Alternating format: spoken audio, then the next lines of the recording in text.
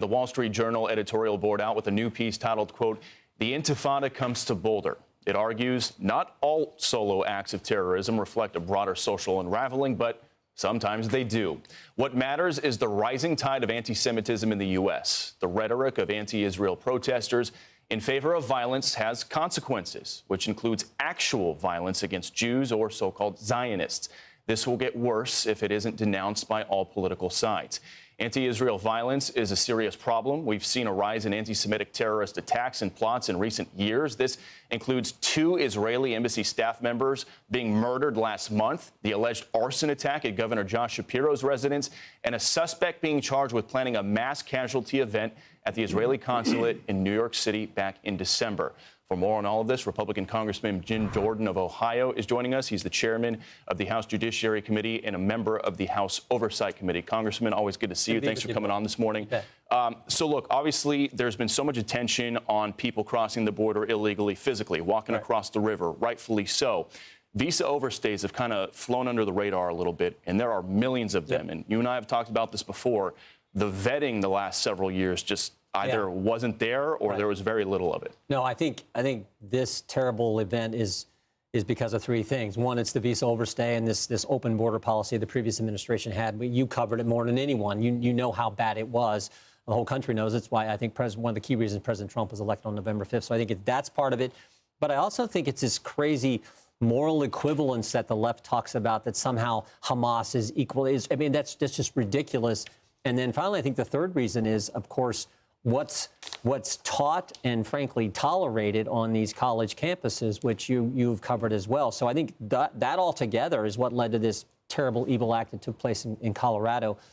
Our focus has got to be making sure that we do look at this visa overstay, as I think you had Chad Wolf on earlier, who said, like, this is something that has to be extreme vetting, serious vetting has to happen for these people when they come in, and that they overstay. You got to go. Yeah, and this is kind of calling concern to the idea that the Trump administration wants to carry out these mass deportations and not just target criminals, right? Sometimes people in the U.S. illegally who don't have a criminal background can cause issues. Case in point, some of the headlines stressing the fact that the suspect was here illegally. Some of those headlines include, quote, "Boulder attack underscores the urgency of deportations," and, quote, "Colorado attack shows why ICE just can't focus on criminals."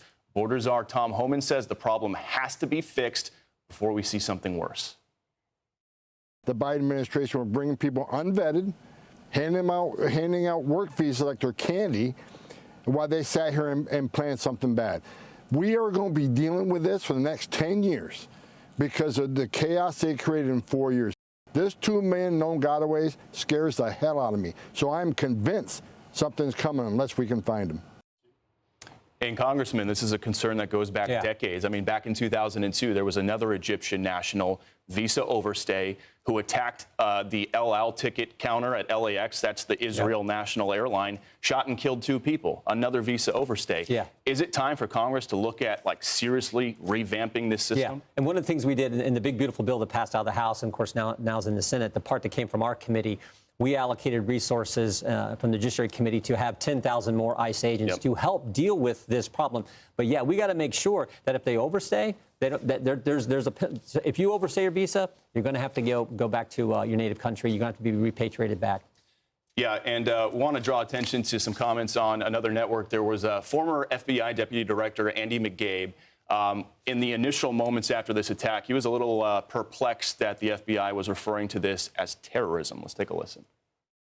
It's hard to imagine that the FBI has more or better information at this point to kind of rush out with the conclusion within like 10 minutes after we all started hearing about this, that it's a targeted act of terror. It may very well be, but most of the time you try to be very careful about attaching that label to an attack until you have solid evidence that indicates a motive that would qualify as terrorism.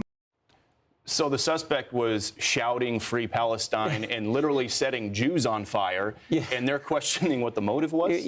And this is Andy McCabe. This is a guy who lied to Congress. I mean, this is a guy who was all part of that whole Russia collusion baloney back with Jim Comey. But he's this terrorist throwing Molotov cocktail. Of course he's a terrorist, and he's saying all kinds of anti-Semitic things. The idea that the left question, but this is the left. The left always takes the wrong position, takes the crazy position, and they're going to defend the terrorists. and not stand up for the American people who spoke loudly and clearly on the election. And President Trump is doing his administration is doing exactly what he campaigned on, exactly what he was elected to do. And I do want to ask you about another topic, that being the DOGE cuts. The White House plans to send a federal spending cuts package to Capitol Hill today. That proposal is going to give lawmakers a chance to claw back billions of taxpayer dollars and also codify some of the DOGE cuts. That package pulls back public funds for public broadcasters like NPR, PBS, billions in foreign spending under USAID. Democrats, of course, oppose all of it. Over and over again, what Musk did with his DOGE is going to cause lasting damage to the American people. He ought to be apologizing to the American people for what he has done. Jason Chaffetz was here with me yesterday, and I asked him what lawmakers on the left are bringing to the table with this.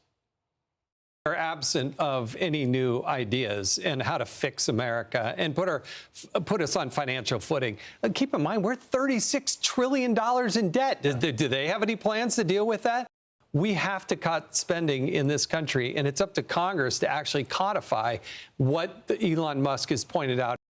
So this rescissions package, a little bit over $9 billion. Again, USAID, NPR, PBS. But the House has a pretty razor-thin majority. Are you confident you can get this over the line and get it codified? I think we can, and I think this is a good start. I would prefer we had a DOGE, thing every week, every day. I still remember when the president did his joint address to Congress. I thought it was a great speech, but I thought the best part of the speech was when he just rattled off all the stupid things American tax money was being spent. He had that long list. I wish we'd be taking every one of those items and had been doing this, but I appreciate what's coming now. I think it's good, particularly the NPR. Remember, when we had the executive director of NPR in front of the Oversight Committee, I asked her a question. I said, is NPR biased? And she says, no, we're not biased at all. Even though one of their own reporters, award-winning reporter, did an examination of NPR, the 87 editors in the D.C. area, 87 Democrats, 0 Republicans. And she maintained, oh, no, we're not biased. So everyone knows they're biased. They shouldn't be getting your money, your viewers' money, taxpayer money. So this is a good start, but we need several more of these. Final question, 10 seconds on the answer. Do you anticipate there will be a single Democrat who will vote with you guys for these cuts? No. Not one? No, particularly with NPR. They love NPR because it's all this, Democrat propaganda network. So, of course, they're not going to vote for that. But it's not fair to taxpayers. And so I think we'll get it done. Okay. We'll see how it plays out. Congressman Jim Jordan, always good to see you. Good to be with you. Thanks for coming in. Hey everyone, I'm Emily Campagno. Catch me and my co-hosts Harris Faulkner and Kaylee McEnany on Outnumbered every weekday at 12 p.m. Eastern, or set your DVR. Also, don't forget to subscribe to the Fox News YouTube page for daily highlights.